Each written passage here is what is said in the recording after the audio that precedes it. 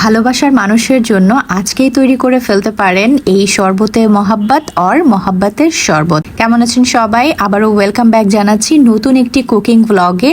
Delhi famous জনপ্রিয় এই শরবতটি online জুড়ে অনেক তোলপাড় করে ফেলেছে, তাই আজকে আমি আপনাদেরকে খুবই সহজ পদ্ধতিতে মহাব্বতের শরবত করে দেখাচ্ছি। মহাব্বতের শরবত বানানোর জন্য আমার লাগছে তরমুজ, আর তরমুজই হচ্ছে এই শরবতের প্রধান উপকরণ। তাই চেষ্টা করবেন তরমুজটা যেন পাকা টকটকে লাল হয়। তরমুজটাকে আমি ছোট ছোট কুচি কুচি করে কেটে নিচ্ছি। আপনারা চাইলে বটিতেও কাটতে পারেন, আমি এখানে ছুরির ব্যবহার করছি। তরমুজের এই ভর সিজন থাকতে থাকতেই চেষ্টা করুন এরকম একটা তরমুজ এনে ঘরে থাকা কিছু অল্প উপকরণ দিয়েই শরবতে মহব্বত করে খাওয়ার। সত্যি বলছি, এই শরবতটা মন প্রাণ জুড়িয়ে যাওয়ার মতো একটা শরবত। তাছাড়া সামার সিজনেও যদি এরকম শরবত করে খেতে পারেন, সত্যি শরীরটা একদম ঠান্ডা হয়ে যাবে, মনটাও ভরে যাবে।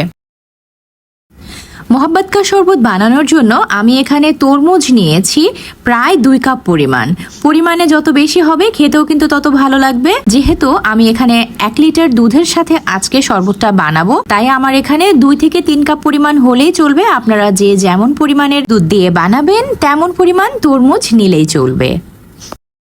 তরমুজটা কুচি করে কাটা হয়ে গেলে তরমুজের যে বিচিগুলো ছিল এগুলোকে আমি সরিয়ে ফেলার চেষ্টা করেছি। আসলে শরবতের ওপর এগুলো ভেসে উঠলে দেখতে খুব একটা ভালো লাগে না। আপনারা চাইলে বিচি সহও করতে পারেন অথবা বিচি ছাড়াও করতে পারেন।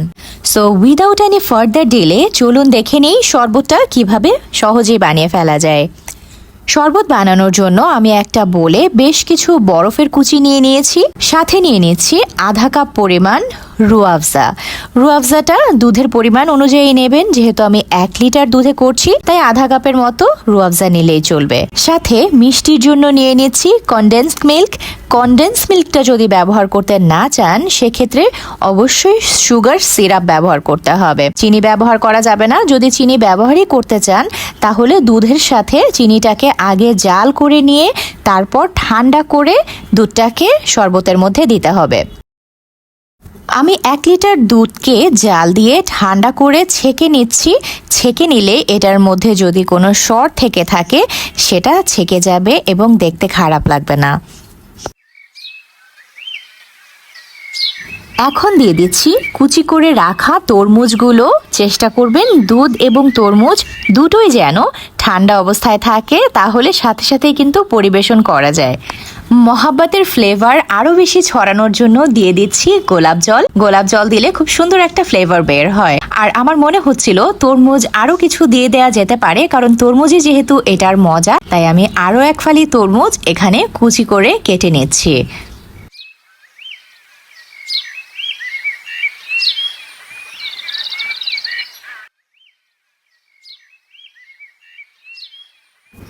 ফাইনালি মহাব্বতটাকে আরও স্প্রেড করার জন্য আমি দিয়ে দিচ্ছি কিছু রোজ পেটালটা কিন্তু ম্যান্ডেটরি না, আমি দেখার সৌন্দর্যের জন্য কিছু রোজ পেটাল দিয়ে এখানে পরিবেশন করছি।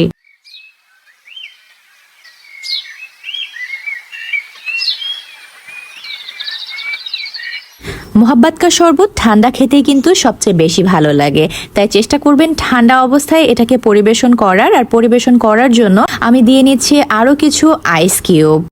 এখন তরমুজ এবং দুধ সহ গ্লাসের মধ্যে ঢেলে দিলেই কিন্তু হয়ে যাবে মহাব্বত কা শরবত আর শরবতে মহাব্বত।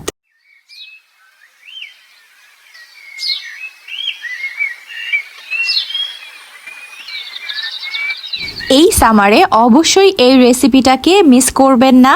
আর ইফতারে যদি চেষ্টা করেন এরকম শরবত করে খাওয়ার, তাহলে মন প্রাণ দেহ সম্পূর্ণটাই জুড়িয়ে যাবে। আর এটা কিন্তু প্রচণ্ড হেলদি একটা শরবত। আই হোপ আজকের ভিডিওটা আপনাদের ভালো লেগেছে এবং শরবতে মহাব্বতটা আপনাদেরকে খুব সহজভাবে দেখিয়ে দেওয়ার চেষ্টা করেছি। তো সামান্য কিছু রোজ দিয়ে আমি ফাইনালি এটাকে সাজিয়ে দিলাম। যদি আজকের ভিডিও আপনাদের ভালো লেগে থাকে অবশ্যই একটা লাইক করে যাবেন এবং যারা নতুন দেখছেন একটু আমার চ্যানেলটাকে সাবস্ক্রাইব করে রাখবেন, যাতে নতুন নতুন ভিডিও দেওয়ার সাথে সাথে আপনি আপডেটগুলো পেয়ে যান। ভালো থাকবেন সবাই, সুস্থ থাকবেন। আবারও পরবর্তীতে নতুন একটা ভিডিও নিয়ে আপনাদের সামনে আবারও চলে আসবো বেলকানি লাইফ থেকে। আল্লাহ হাফেজ।